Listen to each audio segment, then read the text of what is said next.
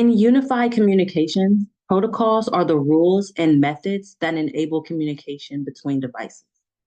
They handle tasks like setting up, managing, and terminating voice and video calls. Today, we'll focus on four key signaling protocols: SIP and SDB, SCCP, H323, and MGCP. Understanding these protocols are critical for both configuring Cisco UC systems and troubleshooting call flows. Let's start with SIP and SDP.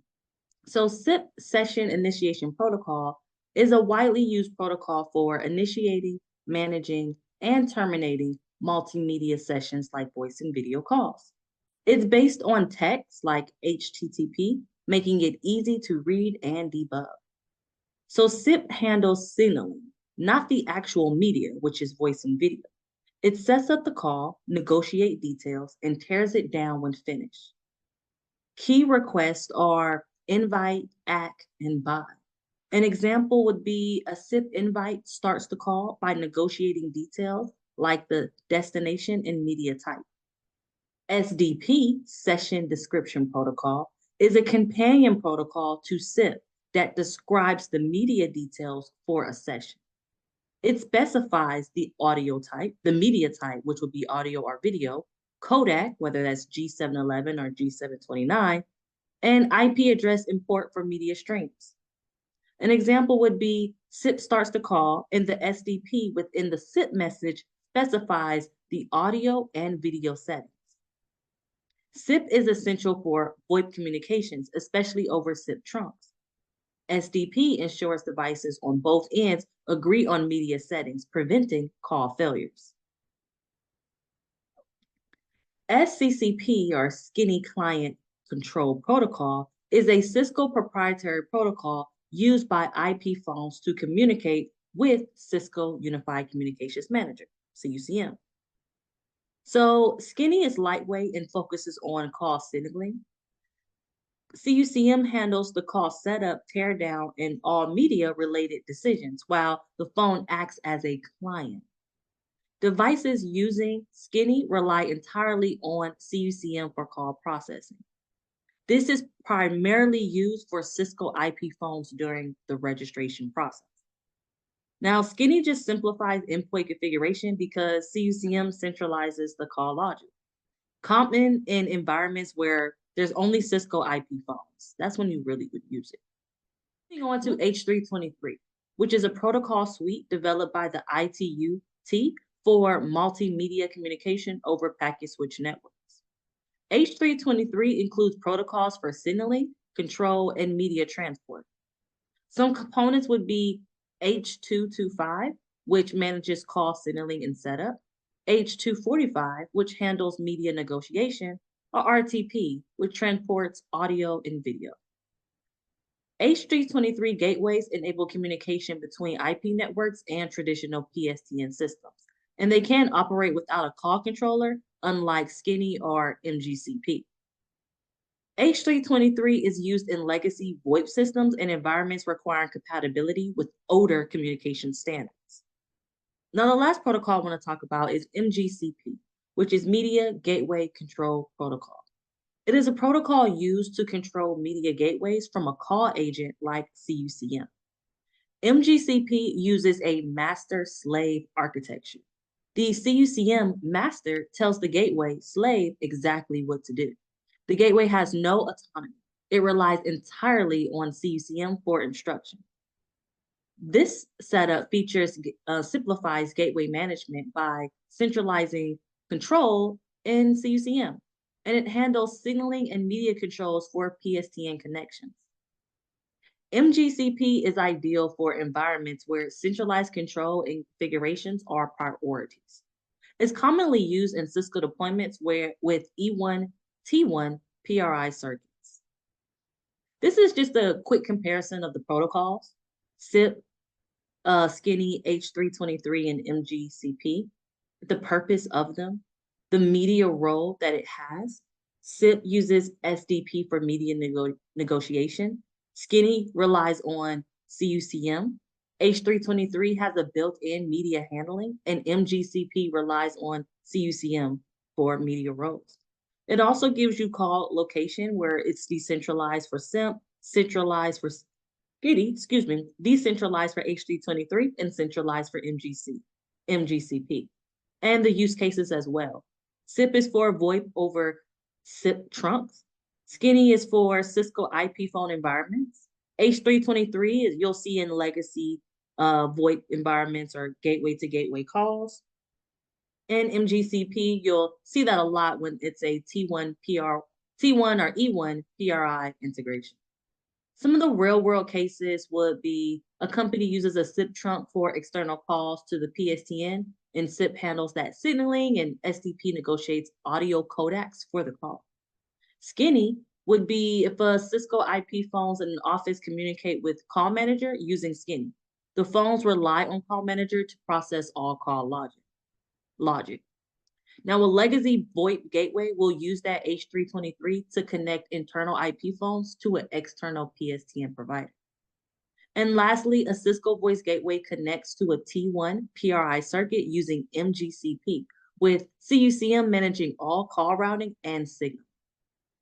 Just a summary to bring it all together. Understanding these protocols is essential for configuring and managing UC systems.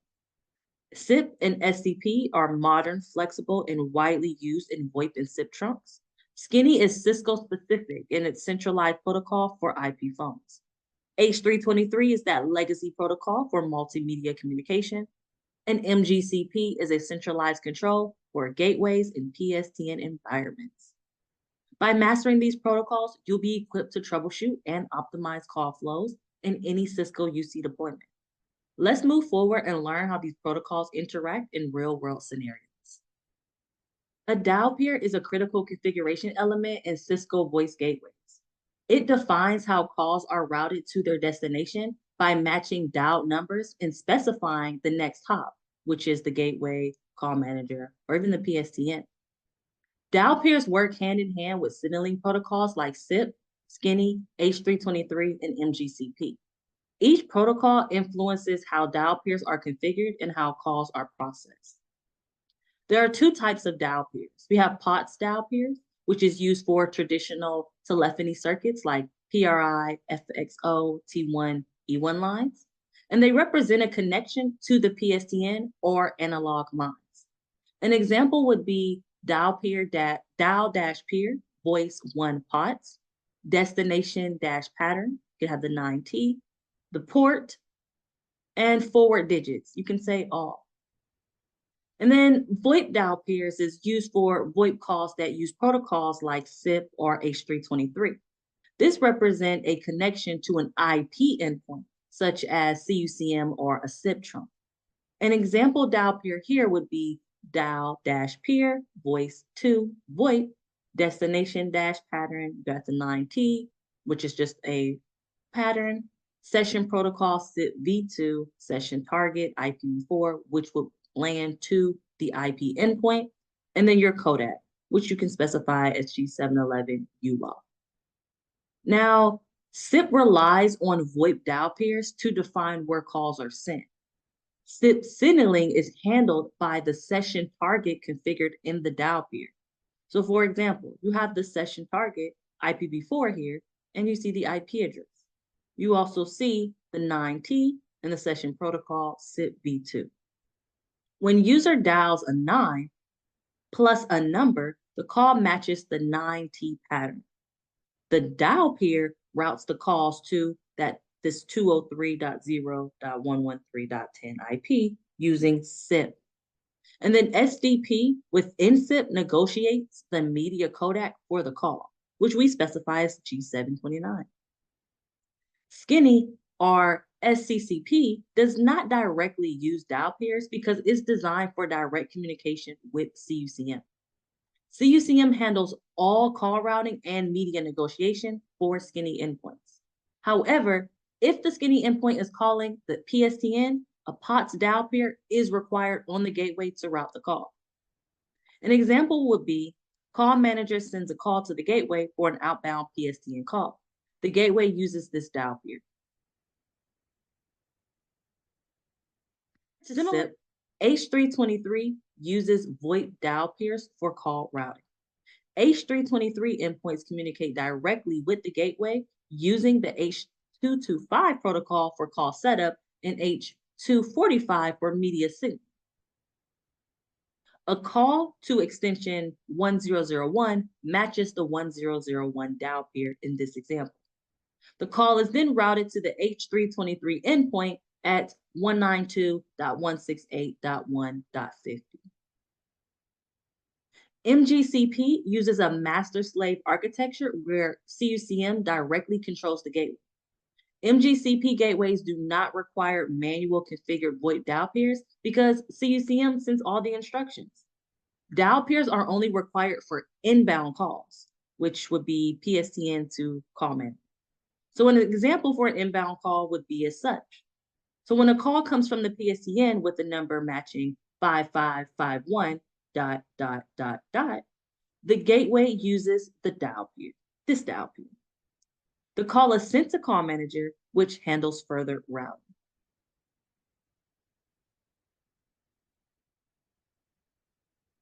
So just an example of a SIP trunk to PSTN dial pairs, you have outbound and you have inbound from the SIP provider. So you can see how these two dial pairs are similar but different. And we kind of went over that earlier in this course. Another example I want to show you is the PRI to CUCM dial pairs, which one is the outbound call from CUCM to PSTN, and the other one is inbound call from PSTN to CUCM. Again, you can see how they are similar but different with having different dial pair types, POTS and VoIP, destination pattern, incoming call number, and so forth.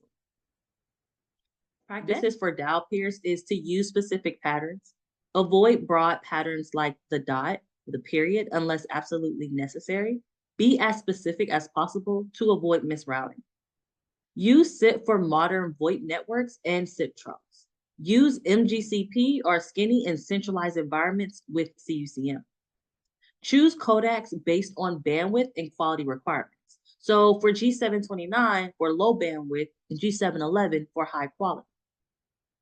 Use debug voice dial pair command to ensure the correct dial pair is matched when troubleshooting on the voice gateway, of course. Just a summary to bring it all together. Dial pairs are the glue that holds call routing together in Cisco UC systems. By understanding how they interact with protocols, you can ensure that your environment is efficient, flexible, and reliable when it comes to call routing in any UC deployment. A codec, short for coder decoder, is a technology used to compress and decompress digital media like audio or video.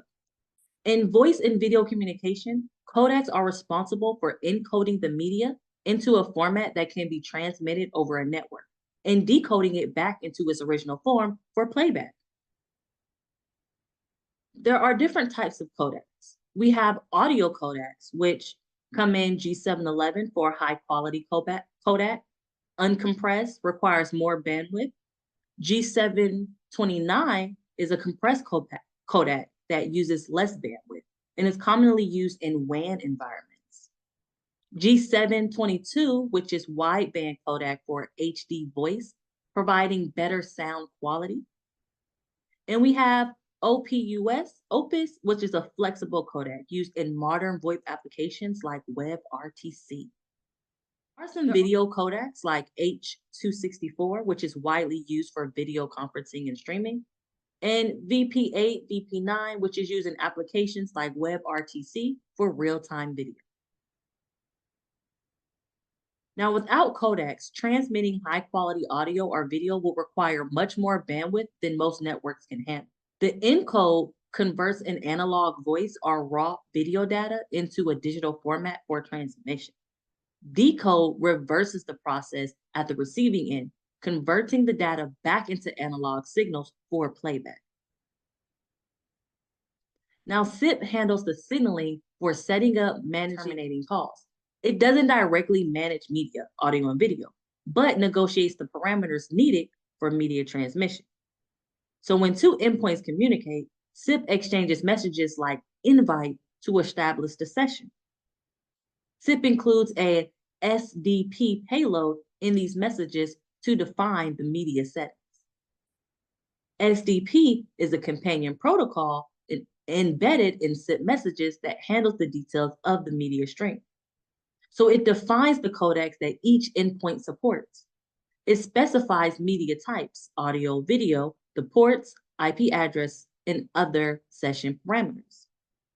So when a SIP invite is sent, it also includes an SDP payload listing the codec supported by the sender. As an example here, the M equals audio line specifies the audio media stream. The numbers 0, 8, 18 represent codec ID. 0 equals G711, PCMU. 8 equals G711, PCMA. And 18 equals G729. The receiving device composed to the SDP payload with its own supported codecs. It selects a common codec and includes it in the SIP 200 OK response. Here's an example. The M equals audio line now specifies G729 as the agreed upon codec. Once the codec is agreed upon, RTP, real-time transfer protocol, is used to transmit the audio or video data between these endpoints. Codecs matter because choosing the right codec, like G711 for low bandwidth environments, ensures optimal call quality without overloading the network. SDP and SIP ensure both endpoints use a codec they both can support. There's no common codec, the call may just fail. High quality codecs like G711 and G722 provide better audio clarity, but require more bandwidth. And if two endpoints don't support a common codec, a transcoding resource is required. This converts media from one codec to another, but adds processing overhead. Just a summary to bring this all together, codecs are essential for encoding and decoding audio and video during a call.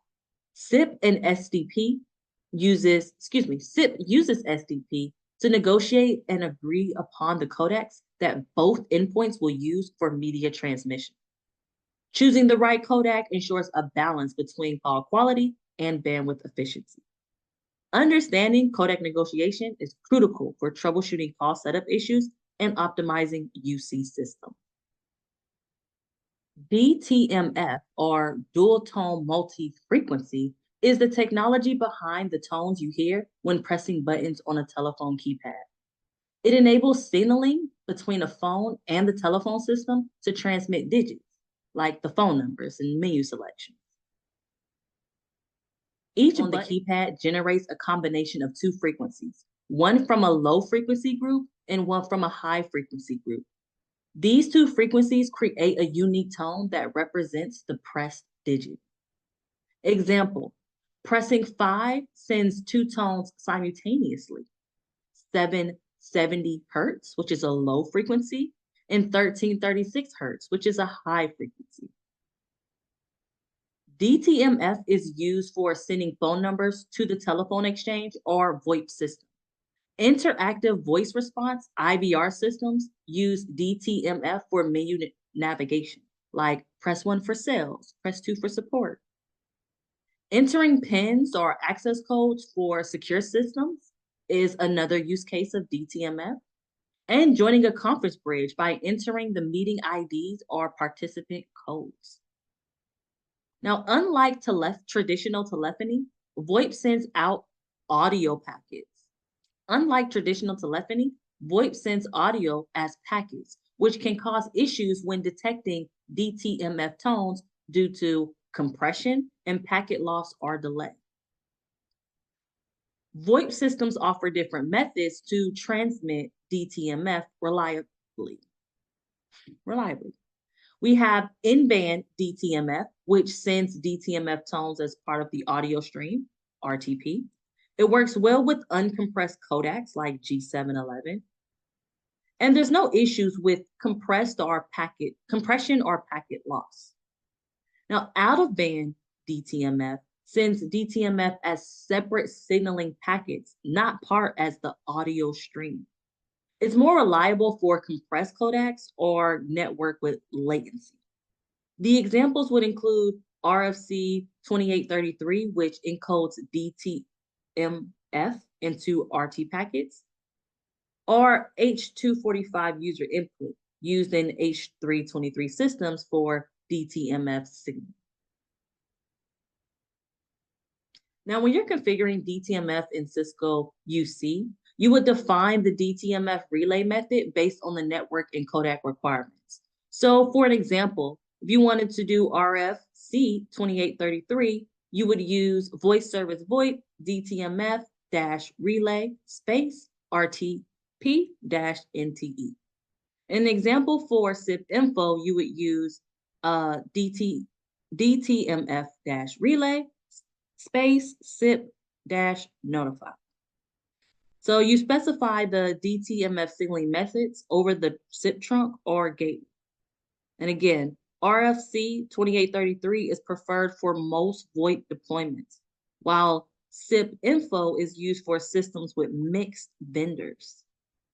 When it comes to troubleshooting DTMF, you want to confirm that the gateway and call manager are configured with compatible methods like RFC 2833. You also want to ensure codecs like G729 don't interfere with in-band DTMF tones. So some example debug commands could be debug CC SIP messages for SIP, and for H323, you got debug H225 ASN1. You can test by calling into an IVR system and verify menu selections are recognized. So just in summary, to bring this all together, DTMF enables communication of digits and commands using distinct tones, vital for dialing, IVR systems, and secure access. In VoIP systems, out-of-band DTMF methods like RFC 2833 and SIP info provide reliable transmission, overcoming issues with audio compression. And configuring and troubleshooting DTMF involves selecting the right relay methods for your environment and ensuring compatibility across devices. Mastering DTMF is essential for supporting advanced telephony features in UC environments.